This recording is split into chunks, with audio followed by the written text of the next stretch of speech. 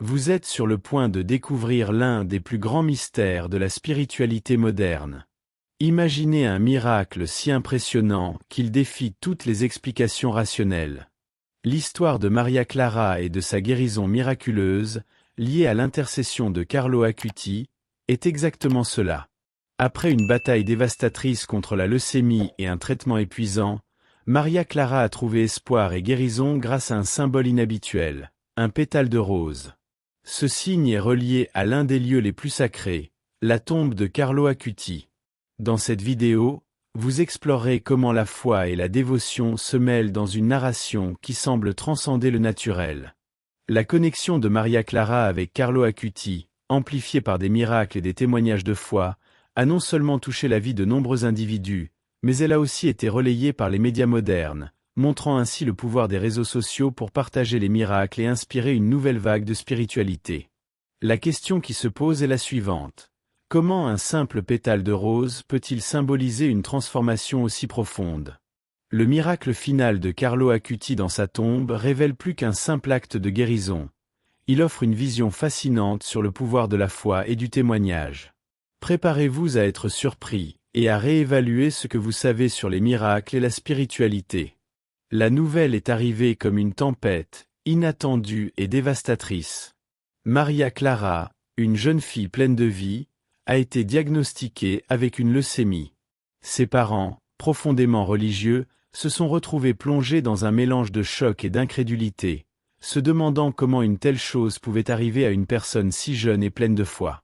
Les mots du médecin semblaient résonner, mais avaient à peine de sens, car tout ce qu'il pouvait penser était « Pourquoi ?» Lorsqu'une famille est confrontée à une épreuve aussi intense, la foi est mise à l'épreuve de manière inimaginable. À partir de ce moment, la maison de Maria Clara est devenue un reflet de prière constante, un refuge où la foi était le seul pilier. La Bible est devenue une compagne constante, chaque verset lu étant comme une encre dans le chaos. Ce n'était pas facile, et entre larmes et supplications, la famille cherchait des réponses dans sa spiritualité, dans le christianisme auquel ils avaient toujours cru. C'était dans les moments de plus grande angoisse que les prières se faisaient plus intenses, implorant un miracle capable de changer le cours de cette terrible maladie. Entre examen et visite à l'hôpital, le fardeau émotionnel pesait, mais le soutien de la communauté chrétienne et les sermons à l'église locale apportaient du réconfort. Les mots d'espoir résonnaient dans les couloirs de la maison, tandis que Maria Clara, avec sa foi inébranlable, regardait ses parents avec des yeux brillants, comme pour dire « Nous allons surmonter cela ». La foi, la religion et la spiritualité s'entrelaçaient dans chaque respiration de cette famille, les renforçant pour ce qui était encore à venir. Le début du traitement était comme des montagnes russes émotionnelles. Chaque séance de chimiothérapie apportait un mélange d'espoir et de souffrance. Maria Clara, si petite, affrontait avec courage les douleurs, tandis que sa famille, à ses côtés, cherchait de la force dans la foi et la prière. Le christianisme qu'il pratiquait devenait désormais un pilier essentiel. Au milieu de tant de défis, il se souvenait des passages bibliques parlant de persévérance en temps d'épreuve. La maladie semblait une croix lourde, mais il savait qu'il n'était pas seul. Les complications du traitement n'ont pas été rares. Parmi les effets secondaires, l'épuisement physique et émotionnel s'est emparé d'eux. La décision de réaliser une greffe de moelle osseuse est apparue comme un espoir, mais elle a aussi apporté des peurs. Le chemin parcouru jusqu'ici avait déjà été douloureux, et l'incertitude de l'avenir ébranlait les cœurs.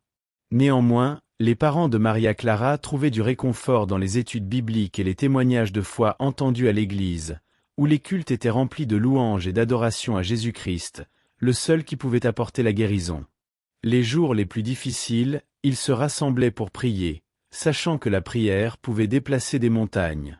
À chaque consultation, à chaque examen, la famille renouvelait ses forces spirituelles. Ainsi, la décision de la greffe de moelle osseuse a été prise, avec la confiance que Dieu guidait les médecins. La foi qui les soutenait depuis le diagnostic les aidait à affronter cette nouvelle phase, où, encore une fois, la spiritualité et la croyance au miracle semblaient être le phare dans la tempête. C'est dans un moment de désespoir que la famille de Maria Clara a tourné ses yeux vers le bienheureux Carlo Acuti. Ils avaient déjà entendu parler de sa vie dévouée, de sa foi profonde en Jésus-Christ et des nombreux miracles attribués à son intercession.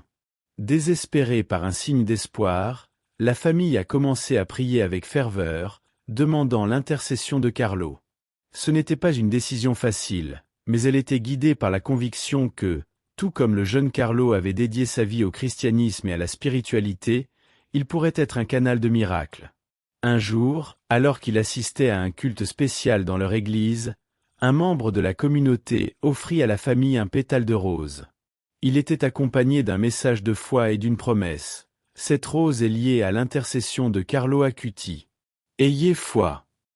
Cela toucha les cœurs de tous. Le petit pétale devint un symbole puissant d'espoir. Chaque fois que la famille se réunissait pour prier en tenant la rose, la présence de Carlo semblait plus réelle. Lui, qui avait toujours cherché à apporter l'évangile aux jeunes chrétiens, se faisait maintenant présent dans la lutte de Maria Clara. Avec le temps, la foi en l'intercession de Carlo Acuti s'intégrerait dans le quotidien de la famille.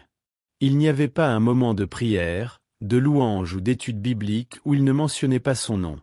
La spiritualité de la famille se transforma, et la force qu'il trouvait semblait inébranlable. Bien que les incertitudes planaient encore, quelque chose en eux commençait à changer. C'était comme si la foi avait acquis une nouvelle dimension, une confiance inébranlable que, avec Carlo aux côtés de Jésus-Christ, la guérison de Maria Clara était plus proche que jamais. La décision de procéder à une greffe de moelle osseuse fut prise avec prudence, mais aussi avec une grande foi. Après tant de batailles, la famille savait que c'était leur chance de donner à Maria Clara une nouvelle vie. Cependant, la peur de l'inconnu et des risques était palpable. Pourtant, guidés par la prière et l'intercession de Carlo Acuti, ils affrontèrent ce défi avec courage. Le processus impliquait de nombreuses incertitudes, et les douleurs physiques pour la petite Maria Clara étaient évidentes, mais l'amour de la famille et la foi inébranlable servaient de ancre.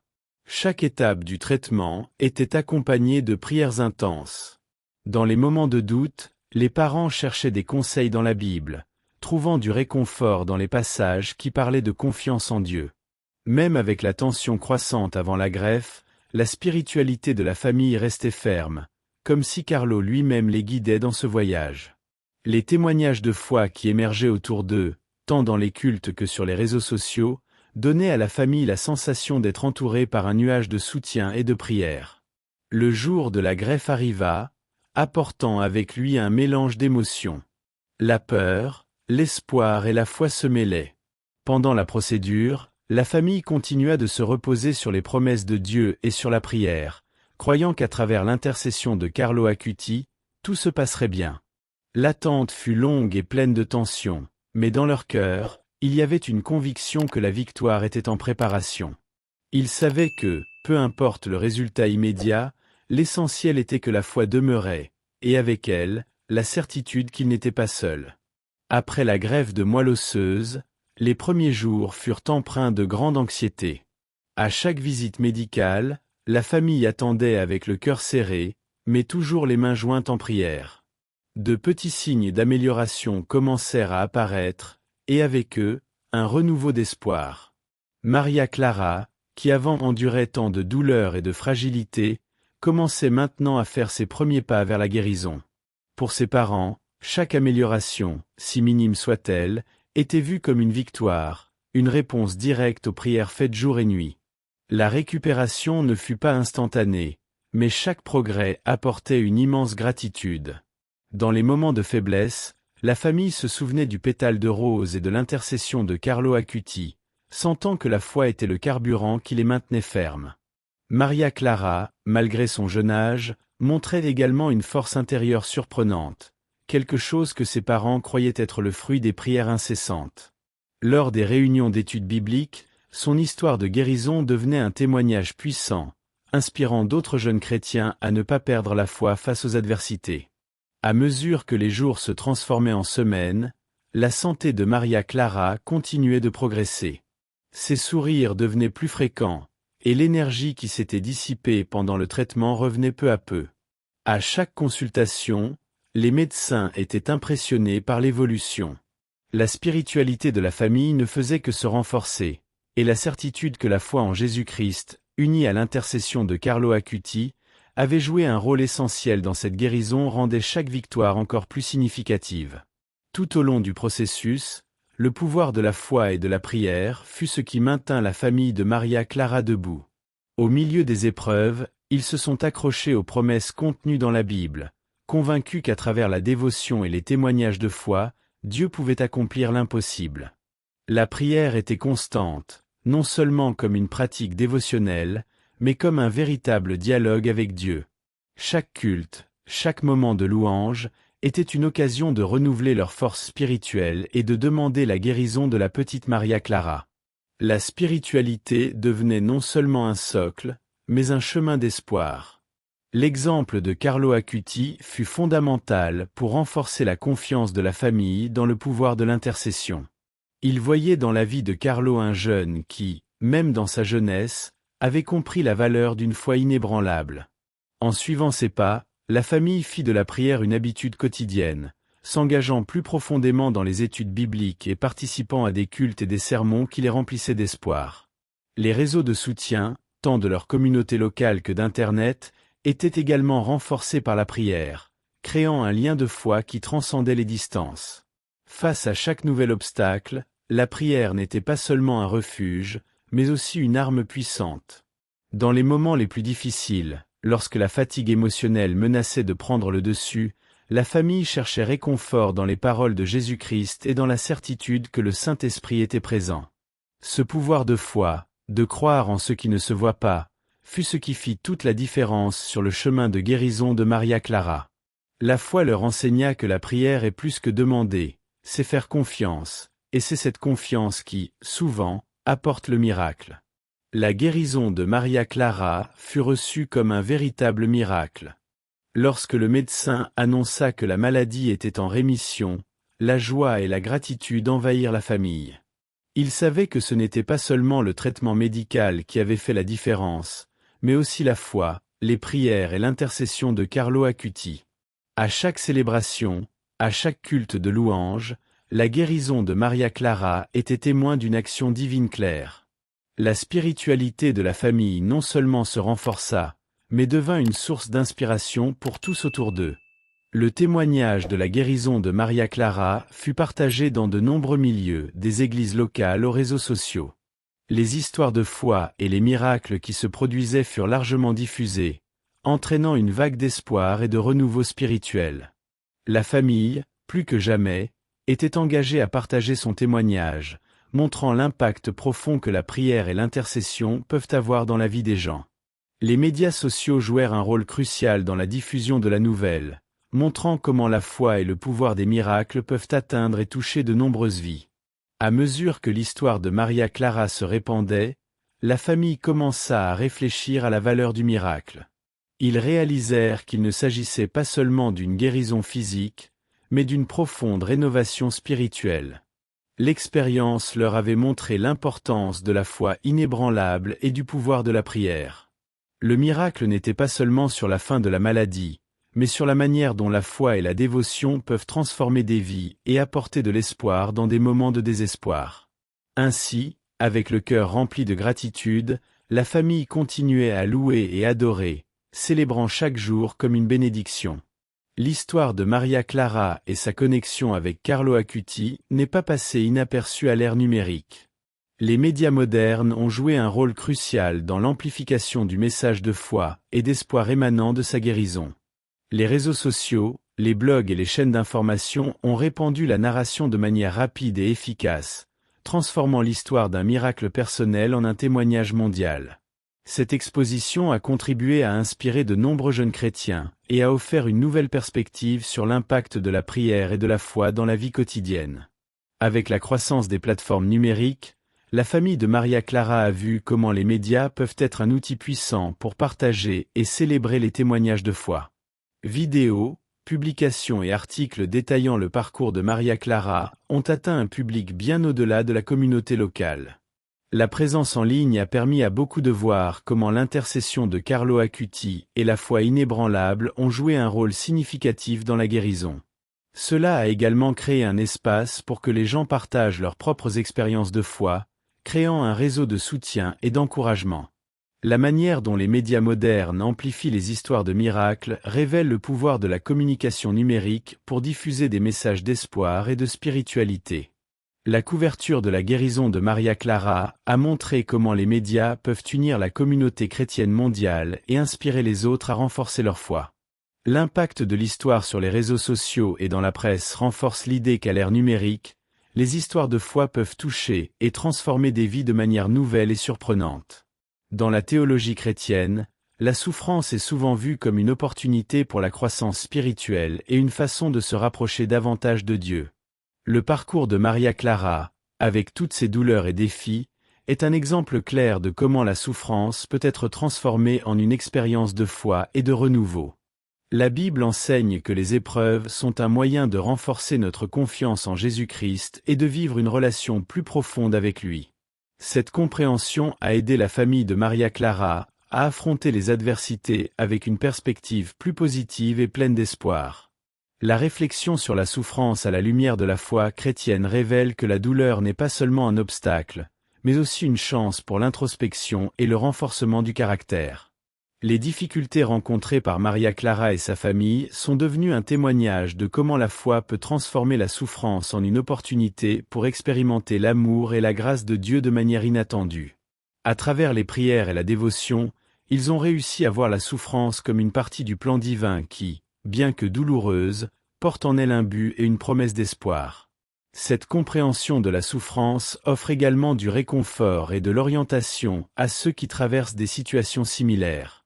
Le message que la douleur peut avoir un but plus grand est une leçon précieuse qui peut être appliquée dans de nombreux aspects de la vie. La foi chrétienne nous enseigne que, même dans les moments les plus difficiles, il y a une lumière au bout du tunnel, et que la prière et la confiance en Dieu peuvent nous aider à surmonter tout obstacle. Cette vision offre un nouvel angle à la quête spirituelle, transformant la souffrance en un outil de croissance et de rapprochement avec Dieu. La dévotion à la Vierge Marie a joué un rôle significatif dans le parcours de guérison de Maria Clara. Pour beaucoup de chrétiens, la Vierge Marie est vue comme une mère aimante et intercessrice, toujours prête à offrir réconfort et soutien dans les moments de difficulté. La famille de Maria Clara a trouvé en la Vierge Marie une source de grand réconfort et d'espoir, particulièrement durant les moments les plus critiques de la maladie.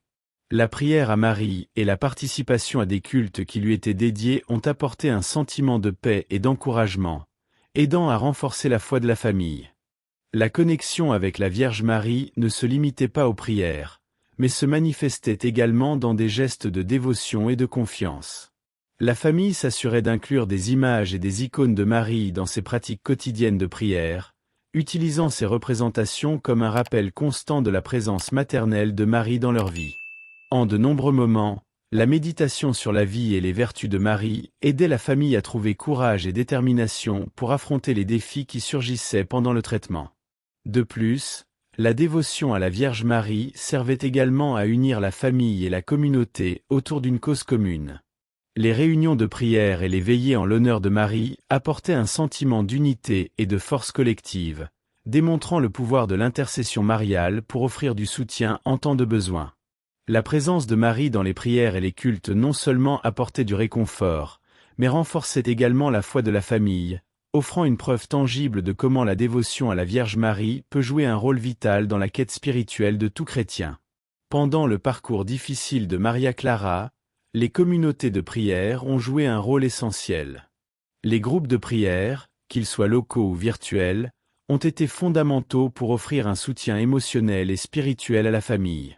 Ces réseaux de soutien ont créé une chaîne de foi, où chaque membre contribuait avec ses prières et ses bonnes intentions. Le sentiment d'appartenance et la certitude que d'autres se joignaient en prière apportaient une paix inestimable et une force renouvelée pour affronter les moments les plus difficiles. L'importance des communautés de prière dépasse la simple pratique dévotionnelle. Il s'agit de créer un réseau de soutien qui peut offrir réconfort et encouragement. En temps de crise, savoir qu'il y a des personnes dédiées à intercéder pour vous peut être une source de grand réconfort. La famille de Maria Clara l'a expérimenté dans sa propre vie, voyant la force et l'unité qui émergent lorsque la communauté se regroupe en prière. Les réunions de prière, les veillées et les campagnes d'intercession ont été des moments de grand impact spirituel et émotionnel. Avec l'essor des plateformes numériques, les communautés de prière ont désormais une portée globale. Les réseaux sociaux et les groupes de prière en ligne ont permis à des personnes de différentes parties du monde de se rassembler dans un effort collectif.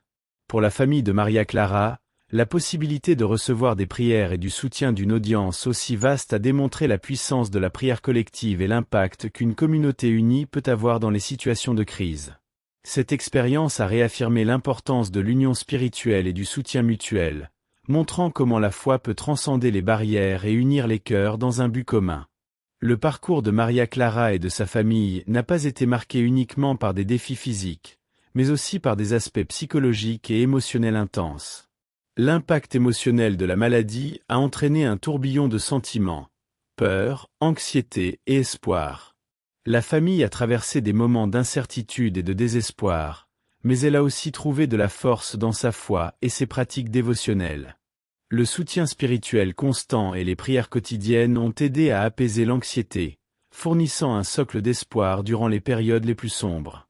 Faire face à la peur et à l'anxiété durant le traitement était une partie significative de l'expérience pour Maria Clara et ses proches. Le parcours impliquait non seulement la lutte contre la maladie, mais aussi la gestion des émotions qui surgissaient. La thérapie psychologique et le soutien émotionnel offert par les amis, la famille et les groupes de soutien ont été cruciaux pour aider la famille à traiter et à affronter les défis. De plus, la foi a joué un rôle fondamental en apportant un sens de but et de résilience, aidant à transformer la peur en une opportunité de croissance spirituelle. Le soutien émotionnel ne se limitait pas uniquement à la famille immédiate de Maria Clara. La communauté environnante a également joué un rôle essentiel, offrant réconfort et consolation. L'expérience a montré comment l'interaction sociale et le soutien d'un réseau d'entraide peuvent être cruciaux pour la santé mentale et émotionnelle. La foi et la spiritualité ont fourni une perspective précieuse, permettant à Maria Clara et sa famille de trouver de la force au milieu des adversités et de transformer leurs défis en un parcours de croissance et de surpassement personnel. Maintenant que vous avez plongé dans l'incroyable histoire de Maria Clara et le miracle associé au tombeau de Carlo Acuti, il est temps de réfléchir au pouvoir transformateur de la foi. Son voyage nous enseigne que, même dans les heures les plus sombres, l'espoir et la prière peuvent ouvrir des portes à des miracles inattendus. Comment pouvez-vous appliquer cette leçon dans votre propre vie? Quel est le rôle de la foi dans vos défis personnels? Si cette histoire a touché votre cœur, n'oubliez pas de vous abonner à la chaîne et d'activer les notifications pour continuer à explorer des thèmes qui peuvent transformer votre perspective et renforcer votre spiritualité. Suivez nos vidéos et découvrez comment la foi et la dévotion peuvent profondément impacter votre vie, comme cela a été le cas pour Maria Clara. Le processus de béatification de Carlo Acuti est un témoignage vivant du pouvoir de la foi et de l'influence des miracles dans l'Église catholique. Carlo, un jeune dont la vie a été marquée par une profonde dévotion et un amour pour l'Eucharistie, est en cours de reconnaissance officielle par l'Église comme bienheureux, une étape importante dans son parcours vers la sainteté. Le miracle rapporté, qui a impliqué la guérison de Maria Clara, est un élément crucial de ce processus et fournit une preuve tangible de l'intercession de Carlo Acuti. Pour qu'un candidat à la béatification soit reconnu par l'Église, il est nécessaire que des miracles attribués à son intercession se produisent. Dans le cas de Carlo Acuti, la guérison de Maria Clara est vue comme une confirmation que ses prières et ses intercessions ont un impact réel et puissant. Ce miracle renforce non seulement la sainteté de Carlo, mais montre aussi la pertinence continue de sa vie et de son exemple pour les fidèles d'aujourd'hui. À travers ce miracle, l'Église peut valider la vertu et la sainteté de Carlo de manière concrète et inspirante. De plus, les témoignages comme celui de Maria Clara ont un impact significatif sur l'Église et ses fidèles. Ils ne renforcent pas seulement la foi des dévots, mais aident aussi à promouvoir une plus grande sensibilisation à l'importance de la dévotion et de l'intercession des saints. À travers ces récits, L'Église peut encourager davantage de personnes à approfondir leur spiritualité et à reconnaître l'importance des figures saintes dans leur vie quotidienne. Le processus de béatification de Carlo Acuti, donc, n'est pas seulement une reconnaissance de son statut de saint, mais aussi un puissant outil pour l'évangélisation et le renforcement de la foi parmi les jeunes chrétiens et la communauté en général. L'impact de ces miracles va au-delà de la confirmation de la sainteté. Ils représentent un lien tangible entre le ciel et la terre. Ils nous aident à comprendre comment la foi et la prière peuvent engendrer des transformations réelles et extraordinaires. À mesure que le processus de béatification avance, le témoignage de Maria Clara et les autres miracles associés à Carlo Acuti continueront à inspirer et à unir la communauté catholique. Ils démontrent que la spiritualité et la dévotion ont le pouvoir de produire de véritables miracles et de conduire à une sainteté reconnue par l'Église. Ces histoires nous rappellent que la foi n'est pas simplement une croyance abstraite, mais une force vivante capable de produire des effets tangibles et profonds. Les miracles qui jalonnent le chemin de la béatification de Carlo Acuti sont des preuves puissantes de cette vérité.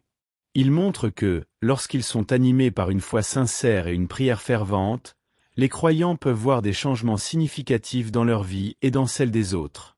À chaque étape de ce processus, les témoignages comme celui de Maria Clara renforcent le message que la foi est un outil puissant pour la transformation.